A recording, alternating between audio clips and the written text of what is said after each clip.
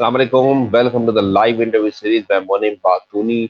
आज जो हमारे साथ गेस्ट मौजूद हैं, नाम है उनका नवीद अब्बास और उनका ताल्लुक है शहर सरगोदा से, यानी कि शाहीनों के।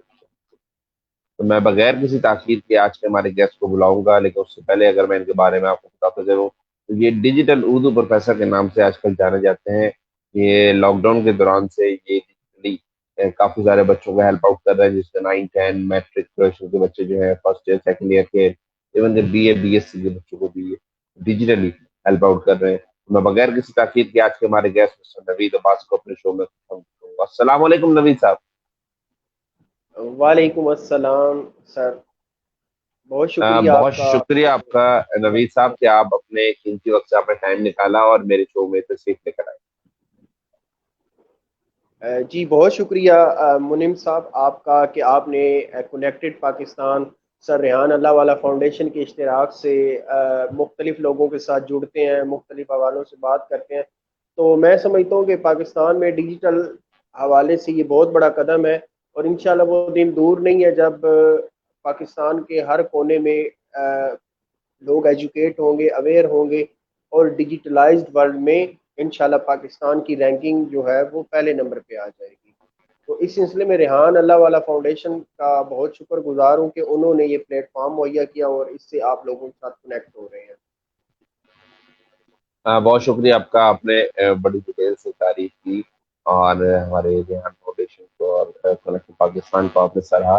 ऑब्वियसली हमारी कोशिश होती है कि नए चेहरों को सामने लेकर आए और उनसे लोगों को बता सकें कि इस तरह के भी चेहरे पाकिस्तान में मौजूद हैं जो मुख्तलिफ काम कर रहे हैं। मैं चाहूंगा नबी साहब आपके बारे में डिटेल्स जानना कि आप अपना इंट्रोडक्शन स्टार्ट करवाएं, पैदा होने से लेके आपकी अब तक की एजुकेशन तक, कहाँ पे पैदा हुए, कहाँ पे आपने स्कूलिंग की, कॉलेजिंग की, देन फिर यूनिवर्सिटी, और फिर आप राइट नाउ कौन सी एजुकेशन हासिल कर रहे हैं या कर चुके हैं, वहां तक आप हमें बताएं।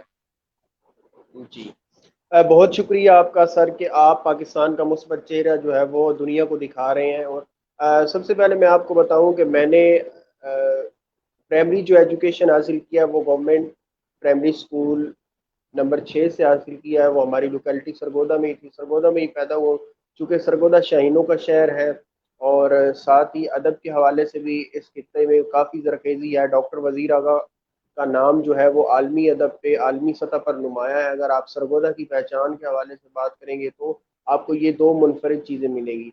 तो शाहीनों के सर सरगोदा में रहते हुए काफ़ी ज़्यादा जो है वो मोटिवेशन मिली। चूँकि मैंने सारी एजुकेशन सरकारी स्कूल से हासिल की, चूँकि उस वक्त हमारे स्कूल में सहूलियात नाकाफ़ी थी। 2005 में प्राइमरी स्कूल में था, 5वीं क्लास में। उस दौरान सेफ गार्ड की टीम आई, तो उन्होंने कहा कि पाक पाक पाकिस्तान और साफ साफ पाकिस्तान के हवाले से आप तराना पेश करें। तो फिर वो मैंने तराना गाया, तो वहाँ से अल्हम्दुलिल्लाह वो नेशनल मीडिया के ऊपर, पाकिस्तान टेलीविज़न के ऊपर 3 रातें लाइव आता रहा। तो वहाँ से एक बहुत ज़्यादा मोटिवेशन मिली कि ज़िंदगी में आगे बढ़ना है। और मैंने 2 क्लास से ही अखबारात का मुताला शुरू कर दिया था, अखबार पढ़ता था। तो वहाँ से भी एक बहुत ज़्यादा इल्म व अदब की तरफ राग़िब होने का मौका मिला। मसलन उर्दू से प्यार हो गया था शुरू से ही। तो उर्दू की हम मुख्तलिफ अखबारात, रिसाले, ये सारी चीज़ें पढ़ते थे। तो इसके बाद फिर जब मिडल के लिए गया, गवर्नमेंट हाई स्कूल नंबर 1 में मैट्रिक किया। मैट्रिक के दौरान मज़ीद मोटिवेशन मिली, वहाँ पर मज़ीद जो है हमारे टीचर्स ने हमें पॉलिश किया। उसके बाद जो है गवर्नमेंट अम्बाला मुस्लिम कॉलेज सरगोदा से मैंने इंटर किया। जब इंटर में गया तो वहाँ पर मेरे प्रोफेसर उस्ताद मोहतरम प्रोफेसर डॉक्टर हारून रशीद तबस्सुम साहब ने ज्वाइन किया, और उनकी जो है वो मेहनत और लगन के साथ अल्लाह का शुक्र है मैं बहुत ऊपर आया। और उसके बाद जो है उन्होंने बहुत ज़्यादा मोटिवेट किया। तो उन्होंने एक प्रोग्राम शुरू किया था ज़ीरो पीरियड के उन्वान से। उस वक्त पाकिस्तान के तमाम जो कॉलेजेस हैं वहाँ पे ये ज़ीरो पीरियड का उन्वान शुरू था। लेकिन अम्बाला कॉलेज वाइड था। हमारे टीचर ने कहा था जो बच्चा 5 मरतबा स्टेज पे आएगा उसके लिए स्पेशल प्राइज़ होगा।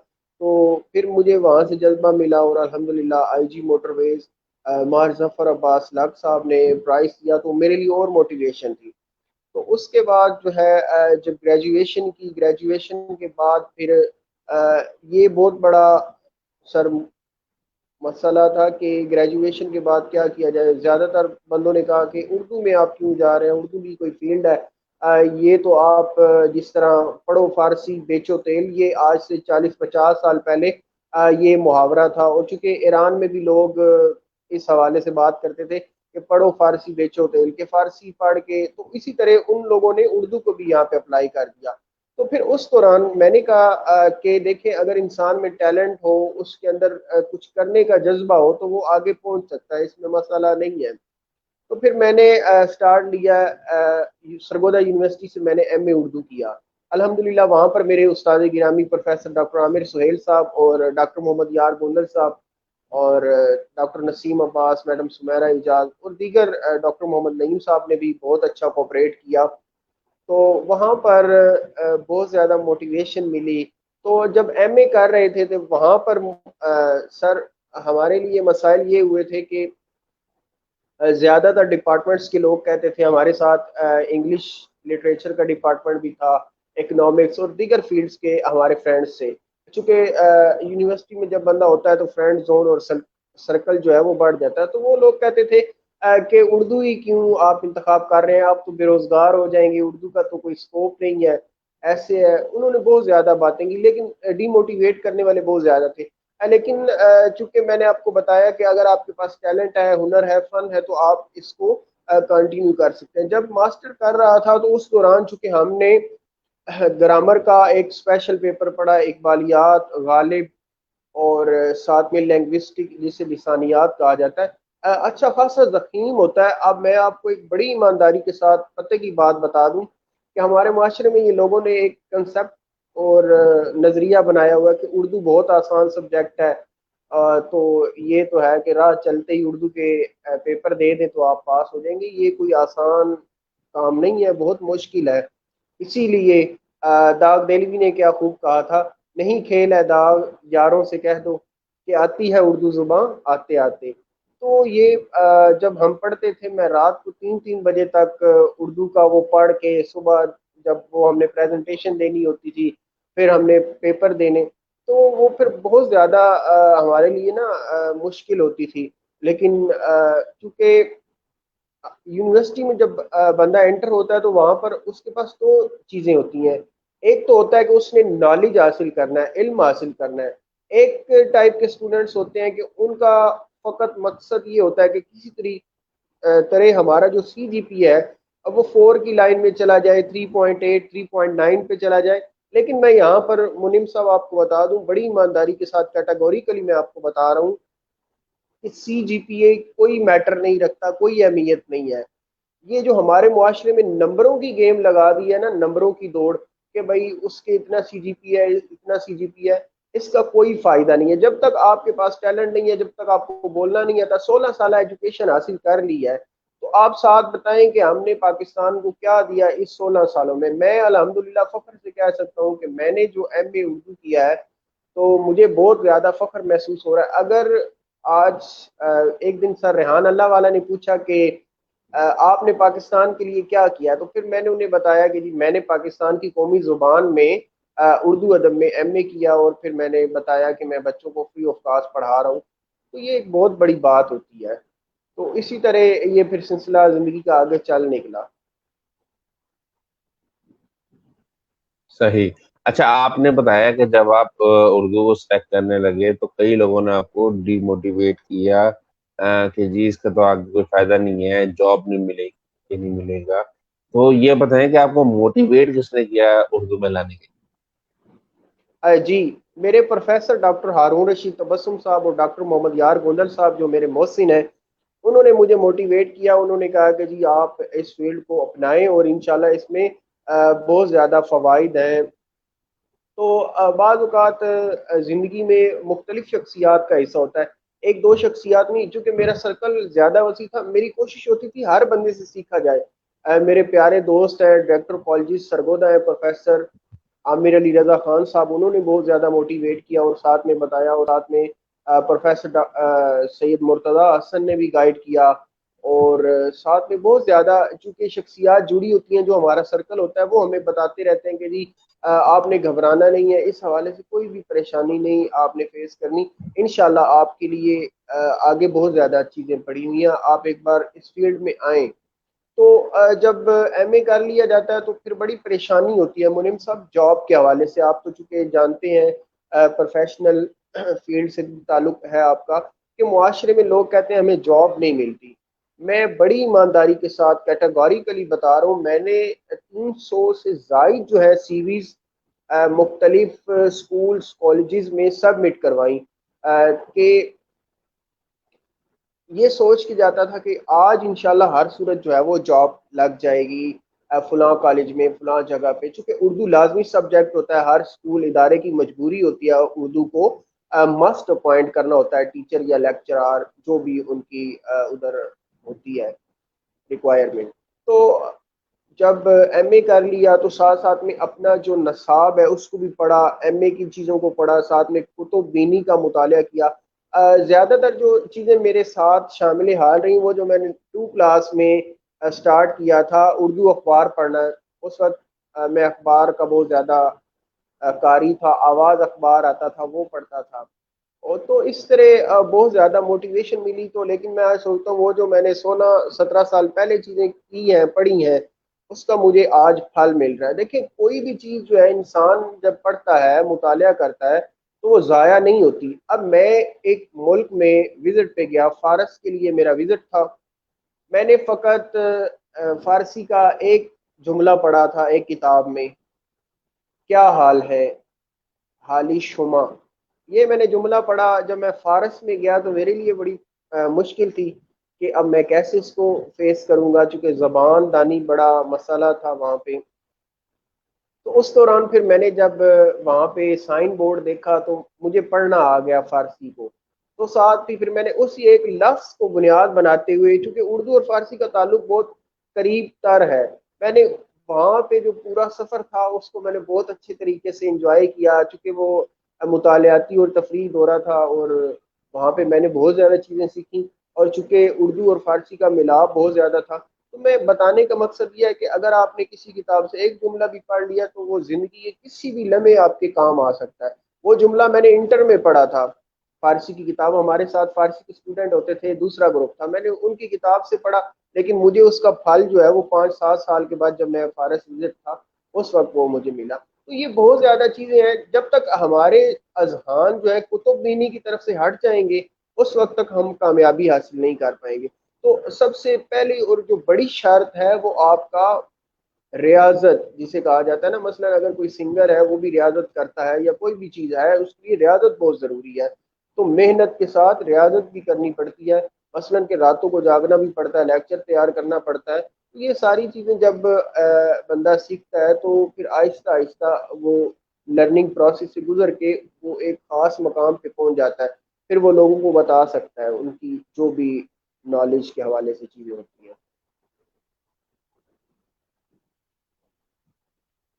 صحیح۔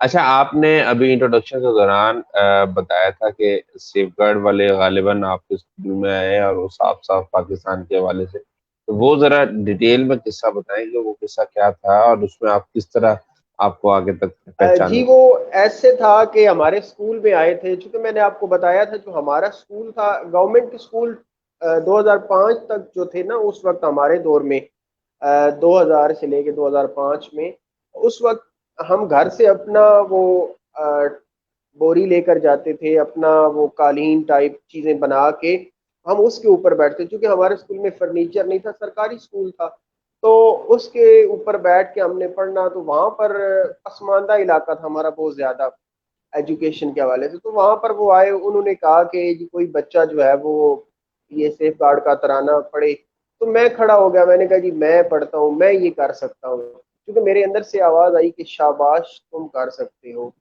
تو پھر میں نے وہ وہاں پہ ترانہ جو ہے وہ پڑھا، لیکن بدقسمتی سے میں دیکھ نہیں پایا، میرے جو ہیڈ ماسٹر صاحب تھے اور باقی ٹیچر تھے وہ کہہ رہے تھے کہ انہوں نے دیکھا، کیونکہ اس وقت ہمارے پاکستان میں صرف ایک ہی ہوتا تھا، پی ٹی وی ورلڈ اور پی ٹی وی نیوز، اور ساتھ میں اینٹینا کا دور ہوتا تھا، پتہ نہیں ان ایس ٹی این؟ دنوں میں انٹینے کے سگنل نہیں آتے تھے یا کیا تھا، تو اس وجہ سے میں وہ پروگرام نہیں دیکھ پایا تھا، لیکن میرے ٹیچرس نے دیکھا، لیکن مجھے وہاں سے موٹیویشن ملی، اور پھر اللہ تعالیٰ کا شکر ہے، پھر بہت زیادہ یہ جو اخبارات پڑھتا جاتا تھا، ساتھ ساتھ کالمز بھی پڑھے، تو ان سے نا بہت زیادہ نئی نئی چیزیں سیکھنے کو ملتی تھی، مثلا حالات حاضرہ سے آگاہی پوری مکمل طور پر، میچز کے حوالے سے، ادب کے حوالے سے، سیاست کے حوالے سے، ہر چیز کے حوالے سے آگاہی ہوتی تھی کہ آج ملک میں کیا ہوا ہے۔ اس کا فائدہ یہ ہوا ہے مجھے کہ مثلا اسکول جانے سے پہلے میں نے وہ اخبار پڑھنا، اخبار پڑھنے کے بعد پھر وہ اسکول میں چلا جانا،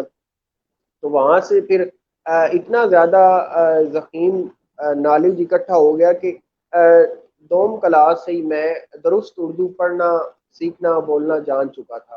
تو یہ ماشاء پھر اللہ تعالیٰ کی عطا ہوتی ہے، اور ماں باپ کی دعائیں بھی ہوتی ہیں، اساتذہ کرام کی دعائیں بھی ہوتی ہیں، جو آپ کو زندگی کے ایک خاص مقام پر پہنچا دیتی ہیں، چونکہ وہ آپ کو پتہ نہیں ہوتا، لیکن وہ آپ جب لرننگ پروسیس میں ہوتے ہیں ایسی ایسی چیزیں سیکھ رہے ہوتے ہیں کہ آپ کے وہم و گمان میں بھی نہیں ہوتا کہ یہ چیز آگے چل کے آپ کے کام آئے گی۔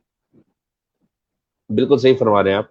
اچھا، نوید صاحب، ایک بڑا اہم سوال ہے، کیونکہ آپ کا اردو سے کافی گہرا تعلق ہے، آپ پڑھتے رہے ہیں، کتابوں کا آپ کو پڑھنے کا شوق ہے، دوم کلاس سے آپ جو ہے بڑی اچھی اردو پڑھتے آ رہے ہیں، آپ کا وہ اخبار پڑھنا، بچوں کے کالم پڑھنا آپ کو شوق رہا ہوگا، تو لکھاری کی طرف بھی دھیان کیا، اور اس پہ بھی آپ نے کچھ لکھا، تو اس کے بارے میں ہمیں تھوڑا سا بتائیں۔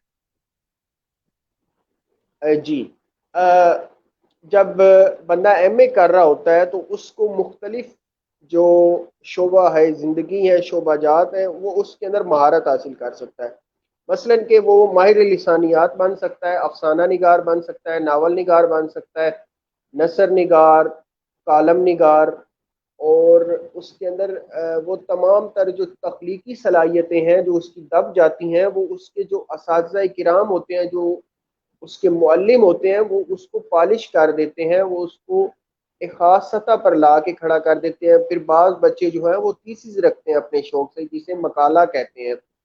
تو الحمدللہ میرے استاد گرامی پروفیسر ڈاکٹر محمد یار گوندل صاحب، اللہ تعالیٰ انہیں سلامت رکھے، تو میں آپ کو اپنا جو تخلیقی کام ہے جو میں نے پاکستان کے لیے کیا ہے، میں یہ فخر کر سکتا ہوں کہ میں نے، یہ آپ کے سامنے نظر آ رہا ہوگا، مجلہ غالب نامہ کے خصوصی شماروں کا توضیح اشاریہ، یہ میرا نام لکھا ہوا ہے نوید عباس، اور ساتھ میں میرے جو نگران مقالہ ہیں پروفیسر ڈاکٹر محمد یار گوندل صاحب، یہ شعبہ اردو یونیورسٹی آف سرگودا سے میں نے ایم اے کا تھیسس کیا ہے، غالب نامہ کے خاص شماروں کا توضیح اشاریہ۔ توضیح اشاریہ سے مراد یہ ہوتا ہے کہ مثلا کہ اگر کوئی شخص رسالے کا خاص نمبر پڑھتا ہے تو اس کو مشکل ہوتی ہے ایک مضمون پڑھنے میں، تو اس کو ہم پریسی جس طرح انگلش میں کہتے ہیں، اس طرح کر کے اس کی توضیح میں نے شامل کر دی ہے۔ میں نے یہ اس کے خاص نمبروں کا خصوصی مطالعہ کر کے میں نے اس کی تشریح کی ہے، اور سمری آپ نے میں نے یعنی اس کہ کا انتصاب بھی رکھا ہے، یہ آپ دیکھ خلاصہ۔ سکتے ہیں، امید مستضعفین جہان کے نام۔ تو یہ اللہ تعالیٰ کا شکر ہے، میں یہ فخر کر سکتا ہوں، میرا چونکہ ضمیر مطمئن ہے کہ میں نے اردو کے لیے کام کیا، اور الحمدللہ میری کوشش ہے کہ ابھی یہ داخلہ جات کی مہم چل رہی ہے، جیسے ہی کسی مناسب سرکاری یونیورسٹی میں ایم فل اردو کے لیے داخلہ انشاءاللہ حاصل کرنا ہے۔ صحیح۔ اچھا، یہ بتائیں کہ آپ اردو پڑھا رہے ہیں، اور آپ نے یہ بتایا کہ آپ فری آف کاسٹ اردو پڑھا رہے ہیں، تو یہ فری آف کاسٹ اردو پڑھانا آپ نے کب سے اسٹارٹ کیا، اور کس طرح پڑھا رہے ہیں، اس کے بارے میں تھوڑا سا ہمیں نالج دیں کہ کون سا پلیٹ فارم یوز کرتے ہوئے، کیونکہ آپ نے کہا کہ آپ ڈیجیٹل اردو پروفیسر کے نام سے جانے جاتے ہیں، تو ڈیجیٹل اردو پروفیسر کس طرح جانے جاتے ہیں، اس کی تھوڑی ڈیٹیل ہمارے ساتھ شیئر کریں۔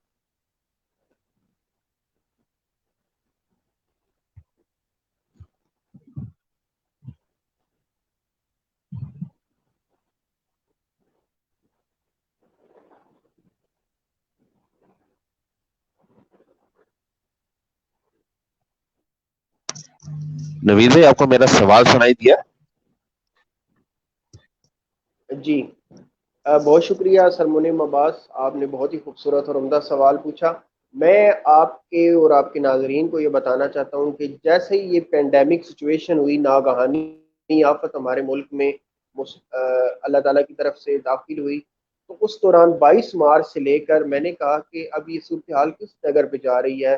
تو میرے ایک دوست تھے پروفیسر حسن شہزاد صاحب، انہوں نے بھی یہ انیشیٹو لیا. پھر اور بھی دوستوں نے کہا کہ کوئی ایسا کام کرنا چاہیے. پھر میرے ایک بہت ہی محسن، انہوں نے کہا کہ آپ یوٹیوب کا چینل بنائیں، وہاں پہ آپ لوگ اپنی ویڈیوز اپلوڈ کریں تاکہ آپ کے نالج سے دوسرے لوگ مستفیض ہو سکیں. تو پھر میں نے وہاں سے اپنے اس کام کا آغاز کیا اور الحمدللہ بہت اچھا رسپانس آ رہا ہے. تو ساتھ میں نے پھر اپنا کانٹیکٹ نمبر دے دیا. یوٹیوب چینل کے اوپر بھی ویڈیوز اپلوڈ کر دیتا ہوں کہ کسی بندے کو کوئی بھی پرابلم ہو، کوئی پریشانی ہو، تو وہ بلا جھجک بلا معاوضہ وہ رابطہ کر سکتا ہے. اور ساتھ میں زوم اپلیکیشن کے ذریعے بھی اگر کسی کو اردو کا تلفظ میں مسئلہ ہے، اردو سمجھنا چاہتا ہے، تو وہ زوم اپلیکیشن کے ذریعے بھی پوچھ سکتا ہے. تو اس کے لیے میری خدمات فری آف کاسٹ اویلیبل ہیں. چونکہ میرے ایک مینٹور ہیں، لائف کوچ ہیں، ٹرینر ہیں، انہوں نے کہا کہ یہ وقت جو ہے ناگہانی آفت کا، اس دوران آپ بجائے کہ معاوضہ لیں، آپ کو چاہیے کہ آپ فری آف کاسٹ لوگوں کی خدمت کریں تاکہ یہ انسانیت کا خدمت کرنے کا جو جذبہ ہے وہ پاکستانی قوم کا الحمدللہ پوری دنیا میں صفے اول میں ہم لوگ شامل ہوتے ہیں، سر فہرست ہیں. تو انہوں نے کہا کہ ایسا کوئی کام کرنا چاہیے. میں آپ کو ان کا بھی تعارف کروا دوں. یہ آپ کو نظر آ رہی ہوگی کتاب، شاباش تم کر سکتے ہو، سر کیسر عباس. یہ پاکستان کے موٹیویشنل اسپیکر ہیں، ان کی میں نے بکس پڑھی ہیں، ان کے ساتھ بھی رابطہ ہوتا.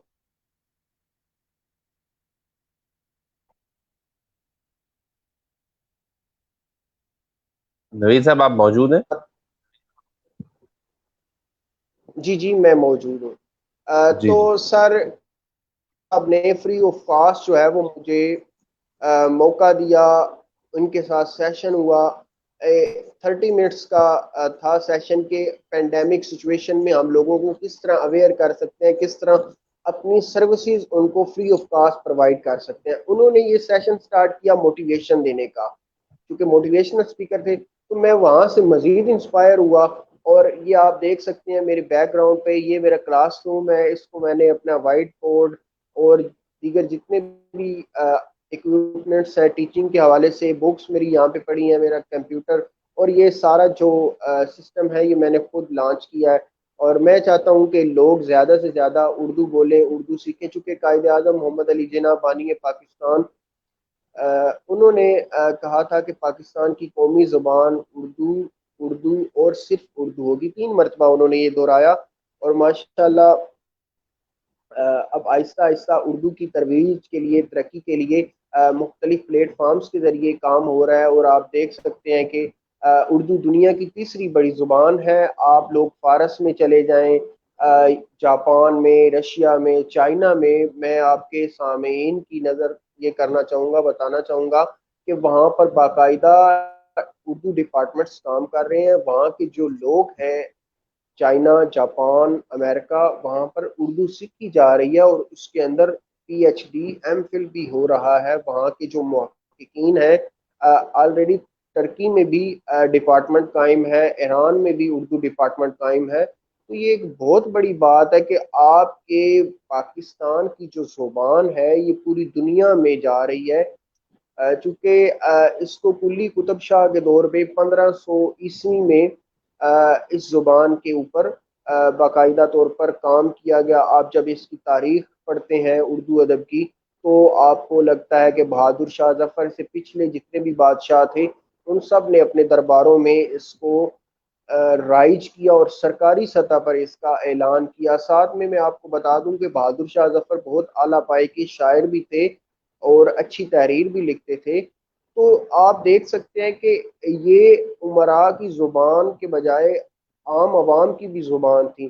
اسی طرح آپ دیکھ لیں کہ اس کی تاریخ جو ہے وہ 200-250 سال پرانی ہے. معذرت 200-250 سال. تو اس طرح یہ زبانیں جو ہیں وہ بنتی ہیں، بہت زیادہ عرصہ لگتا ہے. اس میں خون جگر صرف ہوتا ہے، لوگوں کی محنتیں شامل ہوتی ہیں. مثلاً کہ آپ لوگ اگر 1947 سے پہلے جاتے ہیں، 1857 کی جنگ آزادی، جنگی حالات کو دیکھتے ہیں، 1857 سے پہلے عملاً فارسی زبان تھی بر صغیر پاک و ہند کی، تو اس کو پھر آہستہ آہستہ ختم کیا گیا. پھر وہ محاورہ جو میں نے آپ کو بتایا، پڑھو فارسی بیچو تیل، وہ والا شروع ہوا. اس کے بعد پھر اس کو اردو کو رائج کرنے کی کوششیں ہوئیں. تو چونکہ جب قیام پاکستان کا عمل ہو چکا، اس کے بعد قیام پاکستان کے بعد بھی فارسی زبان 80 کی دہائی تک یہاں پر پڑھائی جاتی رہی ہے بطور لازمی. پھر آہستہ آہستہ اب اختیاری مضمون کے طور پر ہے. چونکہ ہمارا جو کلچر ہے، ہماری ثقافت ہے، یہ ہمارے پاس جو وسط ایشیائی ریاستیں ہیں، ساتھ میں افغانستان، ایران، ترکی، ہندوستان، یہ پورے بر صغیر کی جو زبان کی نمائندگی تھی. چونکہ ہمارے پاس یہ جو اردو غزل میں شاعری ہے، یہ بھی ایران سے چل کے آئی ہے. چونکہ یہ پاکستان کی خود ایجاد کردہ نہیں ہے. ہمارے پاس اگر گلاب کا پھول آیا ہے تو وہ بھی ایران سے آیا ہے. تو یہ ساری ہماری ایک تہذیبی روایات ہیں، ہمارا آپس میں تہذیبی رشتہ، تہذیبی ورثہ. یہ ساری چیزیں اس وقت ہوتی ہیں جب قومیں اپنے ثقافت کو، اپنے کلچر کو، اپنی زبان کو زندہ رکھتی ہیں. اب میں آپ کو بتاؤں کہ جو ایران والے ہیں، جاپان والے ہیں، چائنا والے ہیں، یہ لوگ کہتے ہیں کہ ہماری جو قومی زبان ہے اس کے اوپر فخر کرتے ہیں. وہاں پر باقاعدہ آپ مرکزی شاہراہوں پر بھی جائیں گے تو آپ کو جو سائن بورڈ نظر آئیں گے، وہاں پر ان کی اپنے ملک کی زبان کے اوپر لکھا ہوا آپ کو ملے گا. وہاں پر انگریزی کا سہارا نہیں لیا ہوگا. آپ ایران میں چلے جاتے ہیں، چائنا میں، جاپان میں، یہ ساری چیزیں ہیں. مثلاً کہ اصل میں ہمارے ملک میں مسئلہ سر یہ ہے کہ ہم چیزوں کو ہمیشہ منفی نمبر لگا کے اینک سے دیکھتے ہیں. اگر ہم اس کو مثبت انداز سے دیکھیں تو بہت زیادہ چیزیں حل ہو سکتی ہیں اور بہت سے مسائل حل ہو سکتے ہیں.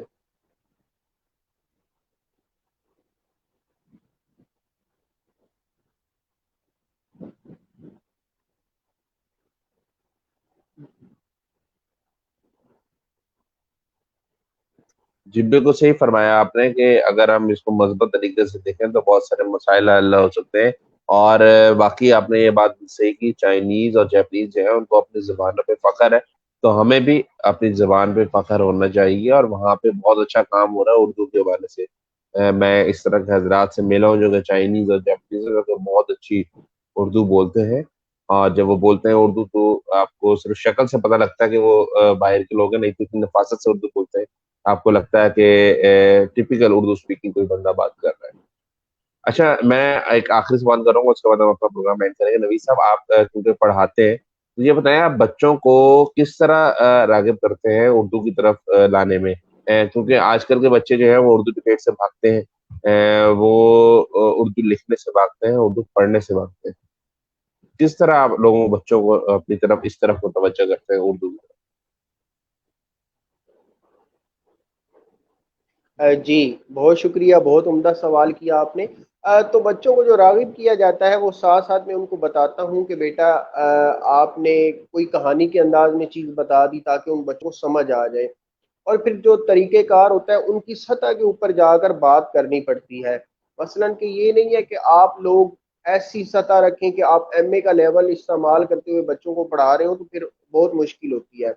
آپ ان کو ساتھ ساتھ موٹیویشن دیتے رہیں کہ بیٹا آپ کے ٹیسٹ میں اچھے نمبر آئیں گے تو آپ کو فلاں جو پرائز ہے، انعام ہے، وہ دیا جائے گا. اور الحمدللہ میں تو اکثر کوشش کرتا ہوں کہ بچوں کے ساتھ ان کو ایز اے دوست بن کے ان کے ساتھ جو ہے وہ ٹیچنگ میتھڈولوجیز جو ہوتی ہیں وہ شیئر کرتا ہوں. ساتھ میں ان کو مختلف پرائز دیتا ہوں تاکہ وہ اردو کی طرف راغب ہوں. اور ایسی دلچسپ کہانیاں سناتا ہوں. اور سبق پڑھنے کے دوران جو درست تلفظ اور لہجہ ہے، کوشش کرتا ہوں کہ لکھنوی لہجے اور مزاج کے مطابق ان کو چیزیں بتاؤں. اور ساتھ میں کوئی ان کے موقع کی مناسبت سے اشعار بھی. اب اصل میں طلبا کی جو خواہش ہوتی ہے، چونکہ میں انٹر کو پڑھا رہا ہوں، تو ان کی خواہش ہوتی ہے کہ سر کوئی محبوب کے حوالے سے اشعار سنائے جائیں، پیار محبت کی باتیں کی جائیں، چونکہ یہ ان کی ایج ہوتی ہے. تو ایگزیکٹلی. ٹیچر جو ہوتا ہے ان کو دیکھیں مثلاً کہ اب بندہ اس کی خواہش کو اگر دبا دے گا تو پھر معاملہ حل نہیں ہوگا. وہ بچہ اندر ہی اندر انتقام کی آگ میں جل رہا ہوگا کہ یار میں نے سر سے کہا کہ اس حوالے سے بات کریں تو سر نے ٹیچر کو ہونا چاہیے کہ وہ ہر ٹاپک پہ، ہر موضوع پہ تہذیب اور ادب کے دائرے میں رہتے ہوئے اس کو ایسے طریقے سے ٹیچنگ میتھڈولوجی سے کور کر لیں تاکہ وہ بات اور پیغام بھی بچوں تک پہنچ جائے اور وہ اس کو مثبت لیں۔ تو ساتھ ساتھ میں کوشش کرتے ہیں کہ نت نئی چیزیں ان کو متعارف کروائی جائیں، نئی نئی معلومات دی جائیں۔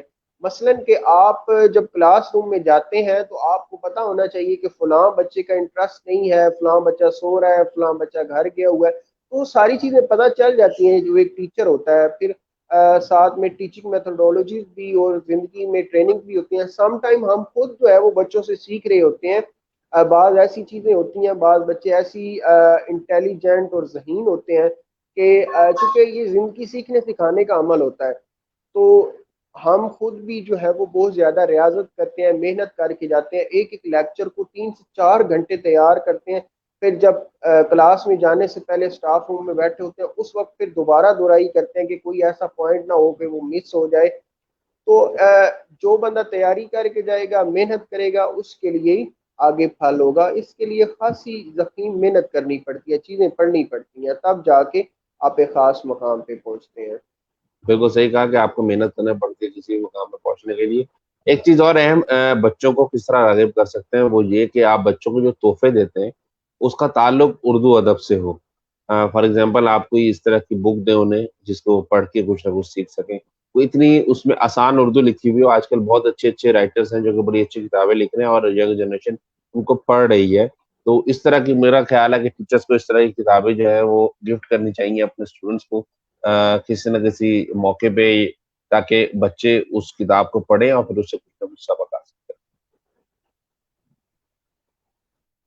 جی ایسے ہی ہے، نیشنل بک فاؤنڈیشن پاکستان میں کتابوں کے فروغ کے لیے بہت اچھا کردار ادا کر رہی ہے، اور ان کی کتابیں جو ہیں وہ معیاری بھی ہوتی ہیں اور سستی بھی ہوتی ہیں۔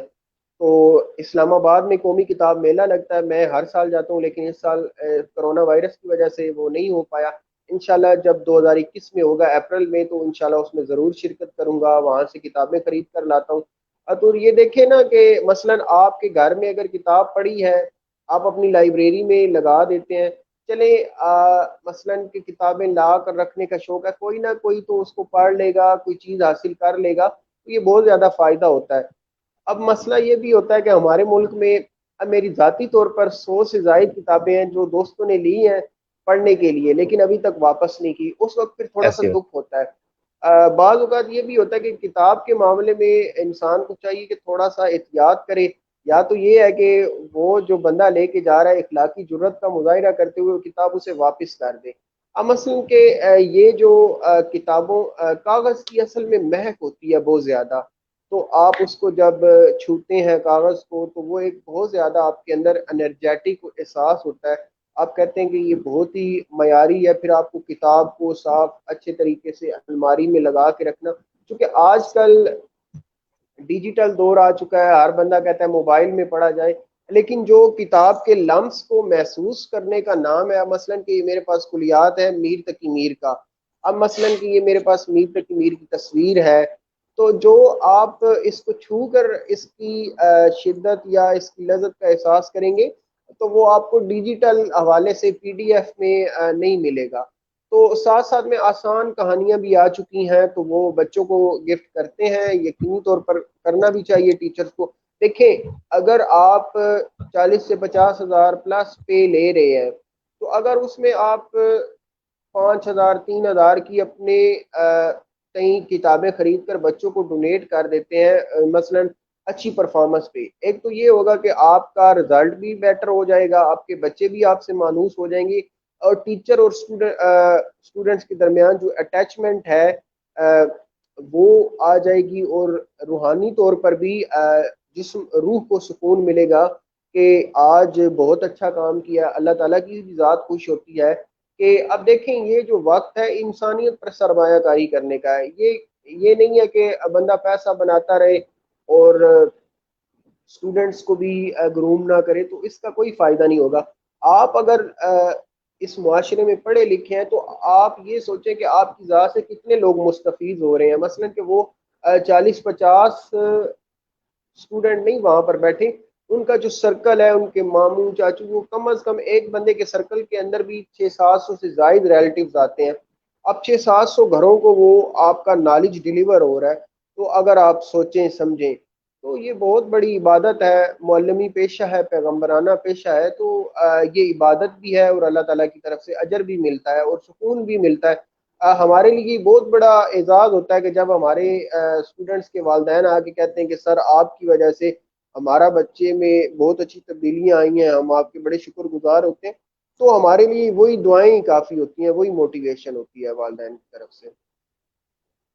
ایگزیکٹلی بہت اچھی بات کی آپ نے کہ جو والدین کہتے ہیں کہ ہمارے بچے آپ کی وجہ سے پڑھے مجھ جا رہے ہیں، یہ استاد کے لیے اس سے بڑی موٹیویشن کوئی اور نہیں ہوتی۔ آج کا شو سر یہیں پہ اختتام کریں گے۔ آپ سے بات کر کے بہت اچھا لگا، بہت کچھ سیکھا اردو کے بارے میں، آپ کے بارے میں جانا۔